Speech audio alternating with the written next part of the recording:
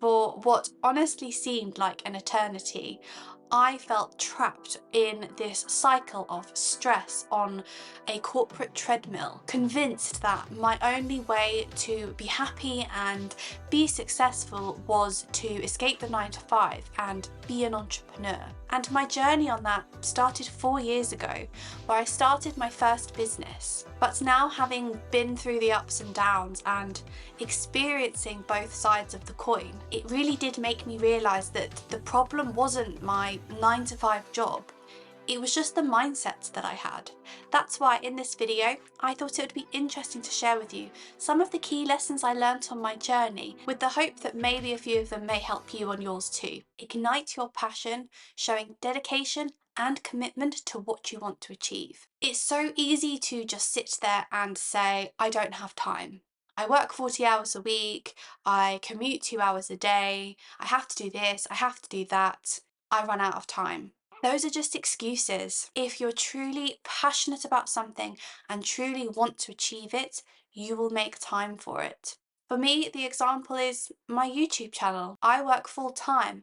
I have a very intense and high pressured job, but I am truly passionate about making these videos and making this content, that I carve out the time to make sure that I am able to achieve that. So for example, on my way to work, I am listening to audiobooks, educating myself, learning new things that will help feed into the content creation that I make. On my lunch break, I'm doing research and writing down all of the notes for all of the videos that I want to create, starting to piece them together. I film on weekends and I edit in the evenings. It's not necessarily easy, but if it was easy, then everyone would do it. If you are able to find something that you are truly passionate about and truly want to commit to, then the sacrifice of time that you make won't really feel like a sacrifice, because you are striving towards something that you really believe in.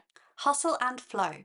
Maximize every moment. This is quite a big mindset change and follows on really nicely from igniting your passion, because really this is shifting from having your 9 to 5 as your central priority and focus of your week to the other way around. And rather than molding your personal life around your work life, instead prioritizing certain personal activities and then fitting your work around them. And how I really like to manage this is putting everything personal into my work diary. This makes it much easier for me to have those personal activities throughout the week without letting them compromise my work, but also not overcommitting myself to the one or the other. For example, I generally will only do one social evening activity per week. Otherwise, I find I wipe myself out and don't work in the way that I want to. I will also always make sure I take at least an hour's break at lunch, at least twice a week. It's not always possible in the job that I do, but I know that if I carve out 2 lunches per week, I can go out and do whatever I want to do, whether that is meeting a friend for lunch or going and doing an exercise class. That time is for me. And I also really like to optimize my tasks based on knowing what my energy levels are going to be throughout the day. So for example, anything numbers or financials based, I will focus on in the morning, and anything else will move into the afternoon. That's just what works for me. You need to figure out what works for you. Think beyond the job title. I have been so guilty of this in the past, and it is so easy to get yourself wrapped up into the mindset that your job title and your identity are the same thing. It's because we spend so much of our lives working and doing that job. But you need to remember that your job doesn't define you. You have complete control over that. I have met a lot of people through work and networking who pigeonhole themselves into the job and the title that they hold at that period of time, thinking that that is as good as they'll ever get and that they couldn't possibly change or do something different. They get themselves into this mindset that starting something new is scary or impossible, and that it couldn't be achievable. You need to remember though that you can do anything you want. Your job doesn't define you, your actions do. I had to really consciously work at separating my identity from the job that I did, because I knew if I didn't, I would set a ceiling for myself and I would trap myself in a place or in a position that ultimately I didn't want to be in. If you're able to do this, you can then step outside of your comfort zone, step outside of that box and try something new. Who knows, it could lead to something amazing.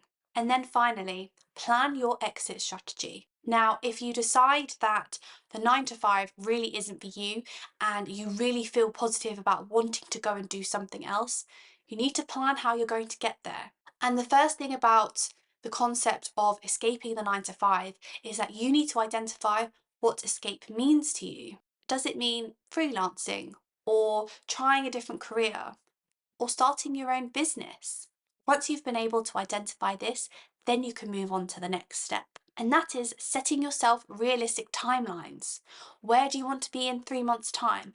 Where do you want to be in 6 months' time? It's important to not overestimate what you can achieve in a short period of time. Most people overestimate what they can achieve in a year, but underestimate what they can achieve in 5 years. It's all about the long game at the end of the day. And you need to remember this because things aren't going to happen overnight. You then need to start making some practical steps, such as ensuring that you have built up your emergency fund, reducing your reliance on your monthly income. This will allow you the breathing space that when you're ready to take the step, you can do it knowing that you're financially secure. I would also then really recommend building a network of people around you that are doing a similar sort of thing that you are aspiring to be like and do. They will become your support network whilst you are going through your journey. And then also definitely consider a phased approach. You don't necessarily have to just jump all in. This will help ease you into your new lifestyle and your new way of working, with some of the added security benefits too. I really have learnt by going through the experiences that I have that it doesn't have to be all or nothing. It doesn't have to be one thing or the other. You can experience both things at the same time, and it can help support you and help the transition be smoother and less scary. It's the approach that I am taking, and being able to shift my mindset has really helped me to manage both my day job and my side hustles. I hope you enjoyed this video. Let me know down in the comments below what you thought, and I'll see you in the next one.